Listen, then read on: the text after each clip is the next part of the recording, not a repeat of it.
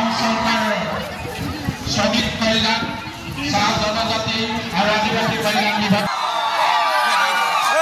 সম্বৰ্ধনা জ্ঞাপন কৰিছে মাতৃ যশোদা হাজৰিকাৰ জ্যেষ্ঠ পুত্ৰ শ্ৰীযুত অনিল হাজৰিকা ডাঙৰীয়াই।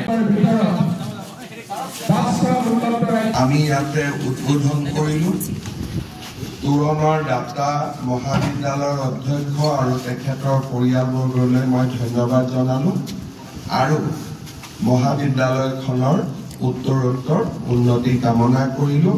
ভৱিষ্যতে মহাবিদ্যালয়খনক আৰু আমি আগবঢ়াই লৈ যাবলৈ চেষ্টা কৰিম। বহুত বহুত ধন্যবাদ। আজি মাননীয় মুখ্যমন্ত্ৰী মহোদয়ৰ হাতেৰে আমাৰ এইখন মহাবিদ্যালয় জামুগুৰি মহাবিদ্যালয় আমাৰ চাহ জনগোষ্ঠী আদিবাসী উন্নয়ন বিভাগৰ তৰফৰ পৰা এখন ছাত্ৰী নিবাস নিৰ্মাণ কাৰ্য চলি আছে। ইতিমধ্যে সম্পূৰ্ণ হৈছে। 20 গৰাকী ছাত্ৰী ইয়াত থাকিব পাৰিব। আজি তেখেতৰ হাতৰে এই গৃহটো উদ্বোধন কৰা হ'ল আৰু মই তেজপুৰবাসী ৰাইজক জনাবলৈ পাই সুখী হৈছোঁ যে আমি তেজপুৰ টাউনত চাহ জনগোষ্ঠী সমাজৰ ছাত্ৰীসকলৰ কাৰণে আৰু এখন ছাত্ৰী নিবাস নিৰ্মাণ কৰিবলৈ গৈ আছোঁ। যোৱাকালি মই জেগা চাই আহিলোঁ। টেণ্ডাৰ প্ৰক্ৰিয়া চলি আছে। সেইটো 1 কোটি টকা ব্যয়সাপেক্ষে নিৰ্মাণ হ'ব। এই অঞ্চলত কেইবাটাও গুৰুত্বপূৰ্ণ শিক্ষানুষ্ঠান আছে। যিবিলাক শিক্ষানুষ্ঠানৰ ছাত্ৰ ছাত্ৰীসকলৰ সংখ্যা যথেষ্ট বেছি।